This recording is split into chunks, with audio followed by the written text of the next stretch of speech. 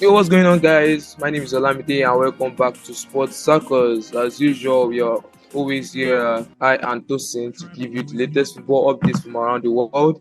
And if you've not started following us, please do so as you are on our way to 100 listeners. Click the bell notification to never miss our podcast and enjoy the latest football banter. Oga Tosin, welcome back to Sports Circles today. How you doing? I'm feeling hyped up for today, man. Super glad to be back here again, just as you said, alongside you, my brother. And just a stressful day, as I said. Just came back from church, visited, a friend, ate an African jollof rice in a while, and it was nice. It was nice, that feeling again. But you know, so yeah, you said it's a stressful day. Said it's a stressful day. You took jollof rice. It was there Cameroon pepper and an Angolan antelope. Yeah, I guess. It was a mixture of both. Oh boy, Sha. You dey see the latest news. Are you seeing what I'm seeing? Tuchel about to be sacked. Walter Mazzarri, Napoli, they are Yeah, putting pressure on his head too. About to be sacked. What is surprising, going on? shocking. What is going on? Harry Kane went to Bayern and Tottenham beat. Eric Dyer joined him and the double Tottenham beat. Absolutely. Funny story right there. And I think there was this argument about Kingsley Coman, having a trophy or winning a trophy every season. He's been at Bayern, and why Harry Kane hasn't even won any trophy in all the seasons he's played at Tottenham. So they were like one of them has got to lose, and it looks like Harry Kane is one winning the argument because Bayern seems like they won't win another and any trophy this season for me. Tuchel, I think he has been very rather unlucky. I think he's been trying to implement his own style of play the way he did at Chelsea, but it's not just quite working. I think they made a Bayern Munich made a big mistake sacking Nagelsmann in the first place because I don't understand. I think Hmm. well, it's not for footballing reasons. They've had their issues at the back end. Then Napoli too, since Spalletti left, that Rudi Garcia came in with his I don't even know what kind of football he came in with. It was not working. We brought this new guy, this my Walter Mazzarri in November. Still not working. So I don't know. What coaches will you suggest for these two teams? What coaches do you have in mind? I think for me, for Bayern Munich, just as I said, Thomas Tuchel, world class coach for me. With Chelsea, we saw it in the Champions League final against the almighty Pep Guardiola, and he won it. So I think I don't want to say it's about even the Bayern Munich players or the coach itself. I think the Tuchel can stay, but it might just be the strategy. Just as I said, it might be him trying to adapt to how Bayern Munich, this historical play of playing tiki taka.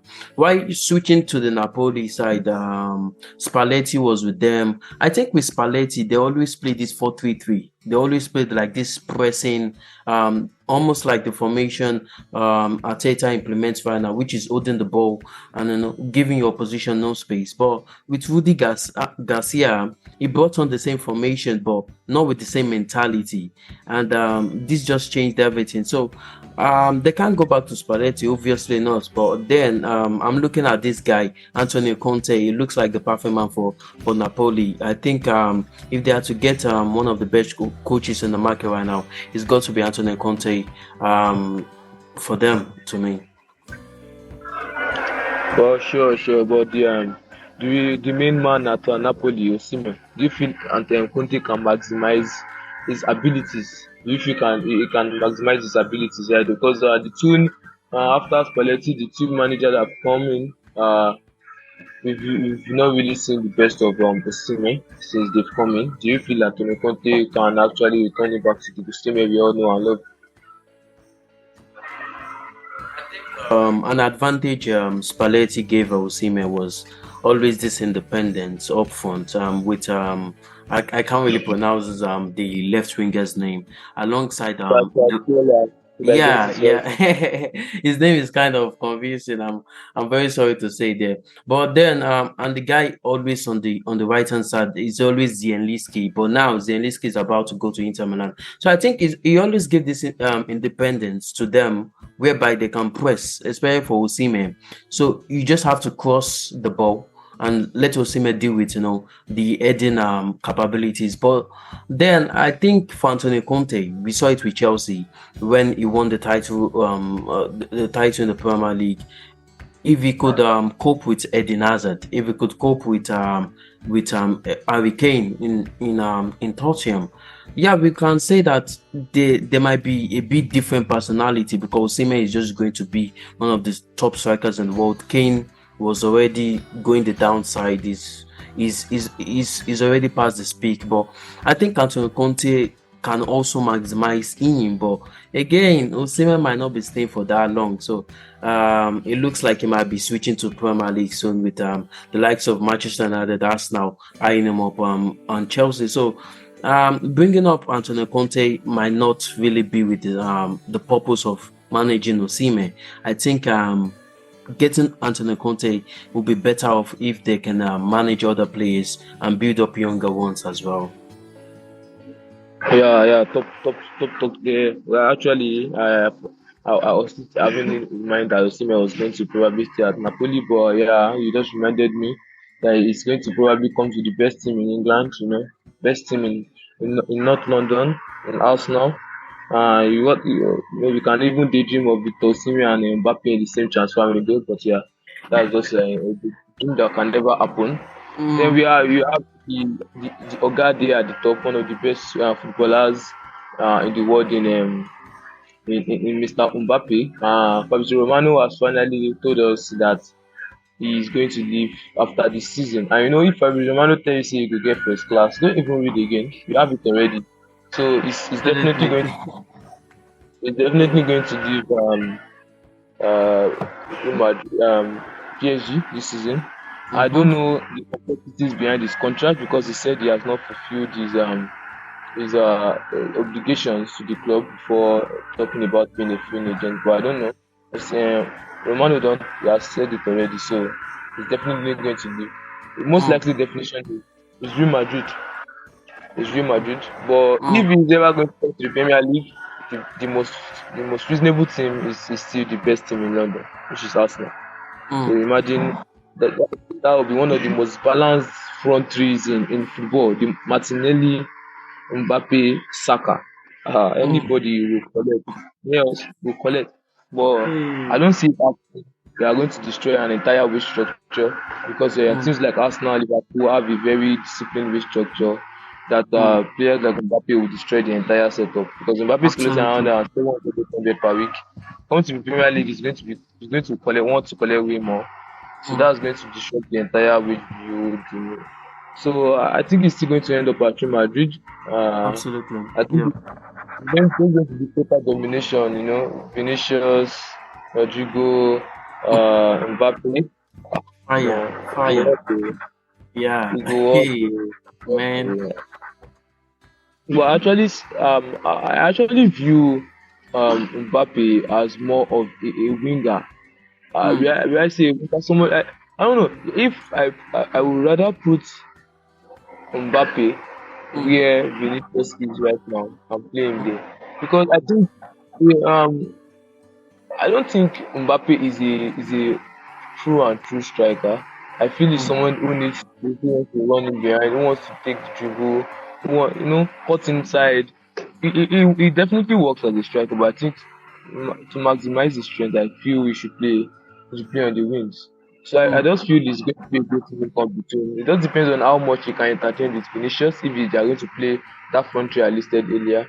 But I still feel on the side that left hand side will be ruthless. But that's left for Real Madrid to decide and wrap this up. It's been 4 years, 4 years of not deciding, 4 years of mhm. ending saga. Let's just end it and know where we are Exactly. going. exactly. So the Premier League sef don hot this season. The Premier League has been hot this week. Arsenal Mm. keep hammering. Uh, remember, without a striker, kindly remember, don't guys should not forget, without a striker, we've scored 21 goals in 4 games, conceded only 2. That one no mean say you go collect title now. All those one are just free gifts now. Hey. Don't worry, step by step, step by step. I know the Premier League you want to give Jurgen Klopp a fairy tale ending, but don't Mm. worry. Mikel Arteta is here. Arteta is here. We are going to push for it to the very end. Whatever Arteta give those boys to take after they went to that Dubai trip, let them keep taking it, please. Let them keep taking it.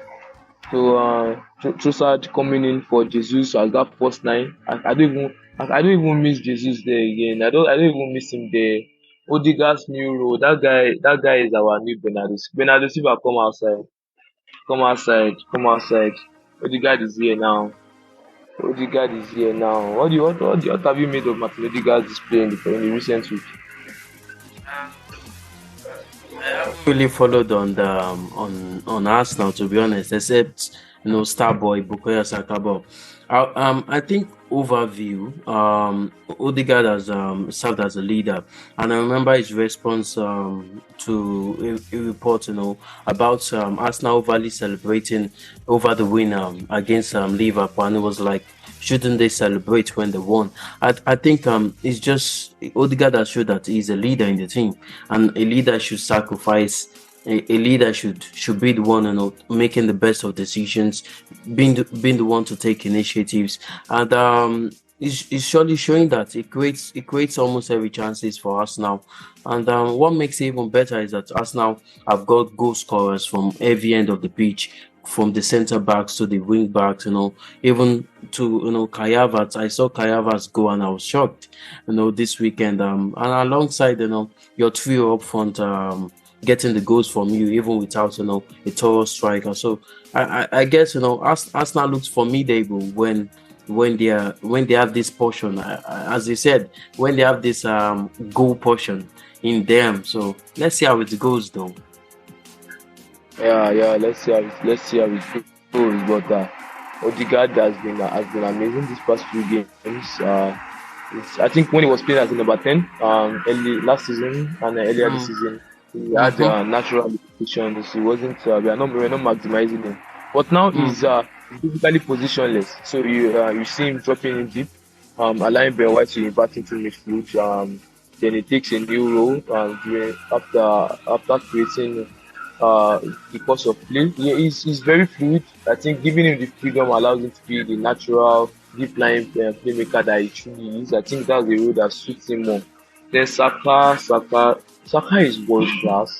I don't know, nothing anybody can tell me. Saka is world class. Uh, I, I Banging can I those can goals. argue that with you. I can argue that with you forever. Okay, It's too Saka, are early. you telling me Saka is not world class? I will not say he's not totally world class, but I think it's too early to decide. This guy hasn't really won a major trophy in his career. He's got probably just a community shield in his belt. What else? No Premier League, no Euros, no World Cup, no And Champions the League. FA So Cup, is a let's world forget. class is more than that. Hmm. Hey. I don't, even if all of you bring all your stats here, I will still tell you it's world class because all of you, everybody, once Foden comes in, you say, okay, Mm, Foden, Saka come out, if Foden scores, come out here. But mm. now Foden is not scored. I did not hear anything. But to me, I saw the stats on Saka versus Ronaldo after 210 appearances. A whooping hundred goals Hey, and God. assists. Oh, 100 God. goals and assists. Oh, Ronaldo had God. like two at the Oh, same age. God. I tell me he's not Oh, world God. class. Don't Oh, worry. God. Until he goes to Real Madrid, because he's world class, Abi. Oh, Don't worry. God. We are winning the UCL this season. You guys should just watch. We beat the odds. Oh, keep We hoping. Keep without hoping. win the Premier League for the UCL this season.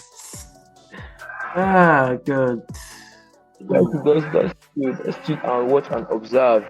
Then we Okay. had away from Arsenal, we have the Oga Sheffield United. Sheffield United are definitely going back to home. No place like home for them. They are going back to the championship. They took Hopefully. another 5 days today after a Mm-hmm. early red card. Mm-hmm. Manchester United. Hoyland, we need to talk about that guy. It's like the Scandinavian striker that now got himself is delivering now. I think he scored another 2 goals against Luton Town today. Man U did not play the best. Luton Town had a lot of moments. Man U also had a lot of moments. They didn't capitalize, but so it's a good match overall. So they are up there. Nice 3 points taken, very close to Aston Villa. We have um, Erling Haaland showing that he's a human, not a robot, against in the game against Chelsea. Chelsea, thank you very much for that. Even though I know it's not really going to stop Man City, but at least you took 2 points off them. Thank you very much. Salah coming back and dropping some world class performances once again. I think anytime he plays, it's either a goal and assist. That's it. So I think this is exactly the same way Saka is for us now. If he plays, it's either a No, goal. no, no. That's Uh, the difference. That's the difference between Salah and Saka. One is world class. One is pre-world class. That's the a goal. difference. A goal. Hey, I I came will prepared leave for it you. like that. I will leave you on that this night. So it's Okay. putting what class? Mm, mm. What do you say? It's putting what class? For Foden, I think there's a difference. Foden is pre-world class as well, but I think the pre-world class has got levels, and I think Saka is above that. But then let's look at Saka's team. Saka is playing for Arsenal. When last has Arsenal won a major trophy? They can't win major trophy. We know that. Leave major trophy. What is your problem? Leave major trophy. Look Hey. at ball. Look at ball. Mm. Look at ball. Look at ball. Can Foden carry Man City the way Saka is carrying us now? Yeah, What is you okay. people saying Yeah, about yeah, major you have trophy? a point there. You have a point there. You If have a Saka point does not there. play, there's nobody that is going to replicate his level of impact. We don't just like we say the difference between Man City and Arsenal is the depth in squad. If Saka goes out now, who are we playing there? Most likely Reece Nelson. And he will not as good as we think he should be. He's not going to produce the same output as Saka. But at the end of the day, what I know is um Saka is better. Saka is better for sure for me. Then we had Bayern Munich losing 3-2 to their 3-2 to Bochum. Kane scoring once again, even though he has Tottenham beat, he's not winning the league and he's not winning the Champions League either. We had Leverkusen. I don't know that guy. I think his 3-5-2 I don't know. It's Tabi Alonso's 3-5-2 is very very beautiful. I see him playing as head coach of Liverpool with Arnold in the midfield, Bradley being the full back, running up and down, right wing back. I see a very promising Liverpool career if he eventually decides to switch to Liverpool, but his football is top notch. I don't know how he even started dropping top bins on everybody. He's definitely going to win that the league this season if he doesn't Arsenal it. If he doesn't Arsenal it this season like he did last season. Uh who else do we have? We have Real Madrid dropping points also. Girona seems to be happy about that, but I don't think there's anything Girona can do. Real Madrid will most likely win that league again. Baka is just there, sha. Since Xavi has announced he's leaving, there's nothing they can do but to let him through the entire season. Who do we have again? Everybody was nice. We had Brighton dropping 5 on Sheffield and all. So what's your take on football this week in general? I think it's been great. This has been an eventful weekend again. And just before I continue, I would like to say huge thank you to a lot of our comments we received on Spotify. I'm sorry, I don't know how to pronounce this thing, but Use Mumike Thank you very much. As well as Damilola and Ushlom on Spotify, and we also thank Ashley Payne, who liked our podcast on SoundCloud. So thank you very much right there. And just as I was saying about the weekend for football, it's been great.